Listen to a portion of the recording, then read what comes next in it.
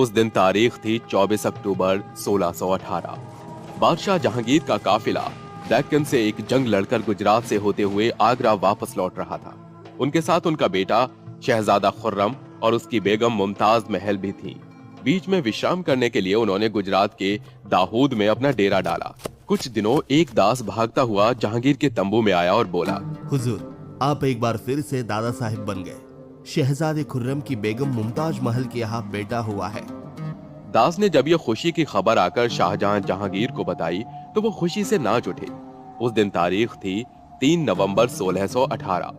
हालांकि जहांगीर पहले भी कई बार दादा बन चुके थे, मगर फिर भी अपने खानदान में एक और लड़के का पैदा होना उनके लिए खुशी की बात थी।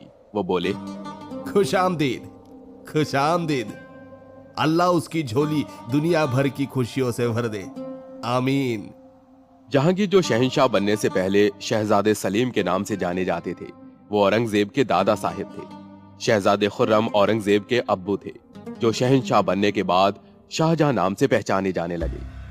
3 दिन दाहोद में रुककर उनका काफिला आगे बढ़ा और फिर 3 सप्ताह बाद वो सब उज्जैन पहुंचे। वहां शाहजहां ने जहांगीर से अपने बेटे औरंगजेब के जन्म का जश्न मनाने की दरख्वास्त की, जो जहांगीर ने मान भी ली। उज्जैन शाहजहां की जागीर में ही आता था। उसने जश्न मनाने में कोई कसर नहीं छोड़ी। सुंदर सुंदर शामियाने लगाई गई, चारों तरफ खूब रोशनी की गई। बहुत से मेहमानों ने जश्न में शिरकत की। मदिरा, गोश्त, मिष्ठान की कोई कमी नहीं थी। गायकों और संगीतकारों के सुर भी हवा में गूंज रहे थे। आतिशबाजी का भी इंतजाम था।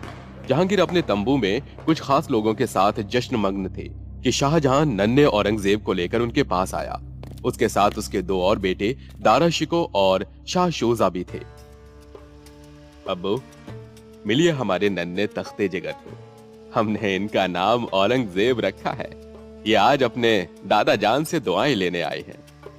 जहांगीर ने तुरंत उठकर औरंगजेब को अपने हाथों में ले लिया और फिर उसका माथा चूमकर कहा, अपने अब्बू और मुगल सल्तनत का नाम खूब रोशन करो। शाहजहां अपने साथ जहांगीर के लिए कुछ तोहफे भी लाया था।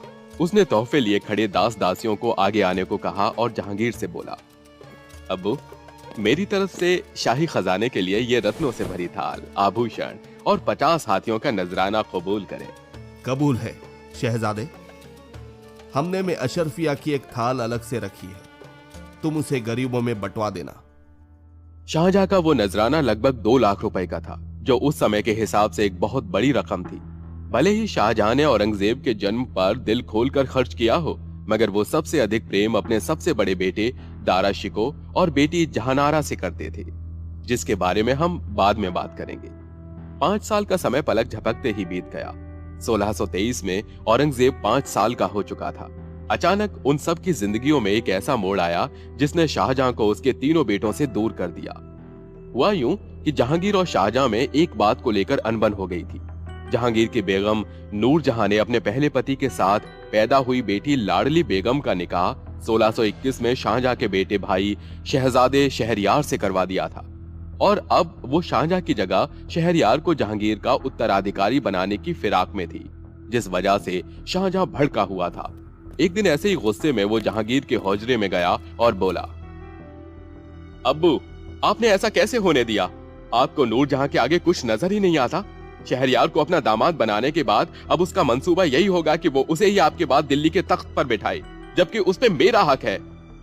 नूरजहां का जहांगीर पर बहुत अधिक प्रभाव था, यहाँ तक कि वो राजकाज की समस्याओं पर भी उसके साथ विचार विमर्श किया करते थे। इसलिए उन्हें नूरजहां को लेकर शाहजहां की बदतमीजी अच्छी नहीं लगी और वो गुस्से में बोले, अपनी जुबान पर जरा लगाम लगा दो शहजादे। मत भूलो कि मुगल साम्राज्य के तख्त पर वही बैठता है जो काबिल होता है, और हम पर तो कम से कम तुम्हें भरोसा रखना चाहिए। किसी भी तरह की साजिश को अपने अंजाम पर पहुंचने से पहले हमसे गुजरना होगा। मगर शाहजहां को जहांगीर की बात पर विश्वास नहीं हुआ।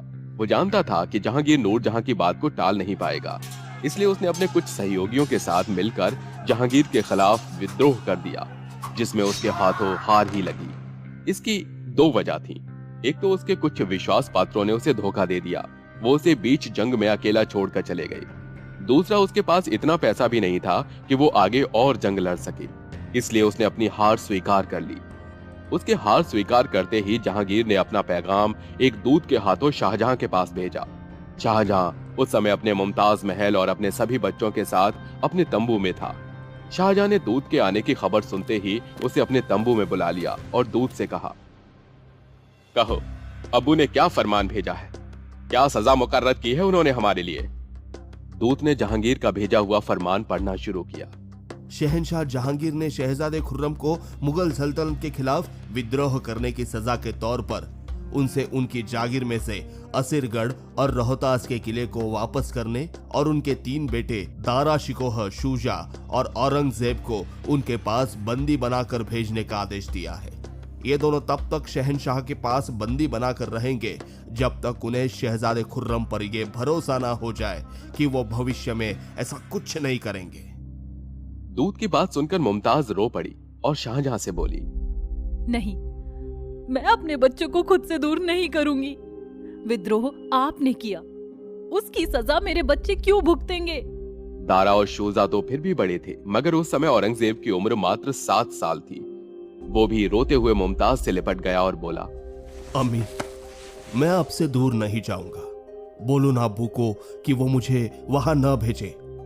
शाहजहां की आंखें भी मुमताज और औरंगजेब का दुख देखकर छलछला गईं, लेकिन उसके पास कोई और विकल्प नहीं था सिवाय जहांगीर की बात मानने की। उसने अपने कुछ सुरक्षा कर्मियों के साथ दारा और औरंगजेब को जहांगीर के शाही दरबार में बंदी बनाकर भेज दिया। साथ ही 3 लाख रुपए का नजराना भी शाही खजाने के लिए भेजा और खुद नासिक लौट गया। और फिर 1626 में दारा और औरंगजेब जहांगीर के लाहौर दरबार में पहुंचे। जहांगीर अपने तख्त पर विराजमान था। नूरजहां झिलमिलाते पारदर्शी पर्दों के पीछे बैठी थी। दारा और औरंगजेब सहमे से जहांगीर के सामने खड़े थे। उनको इस तरह देखकर जहांगीर मुस्कुराता हुआ बोला, तुम तीनों ऐसे चुपचाप क्यों खड़े हो? बेशक यहाँ तुम बंदी के तौर पर भेजे गए हो, लेकिन यहाँ तुम मुगल साम्राज्य के शहजादों की तरह ही रहोगे और अपनी तालीम पूरी करोगे। तुम्हारी नूरजहां दादी जान तुम तीनों का पूरा ख्याल रखेगी। तब से तीनों शहजादे शाहजहां के तख्त पर बैठने तक जहांगीर और नूरजहां की देखरेख में ही रहे। लेकिन फिर किस्मत ने अपना रुख बदला और 1627 में जहांगीर की मृत्यु हो गई।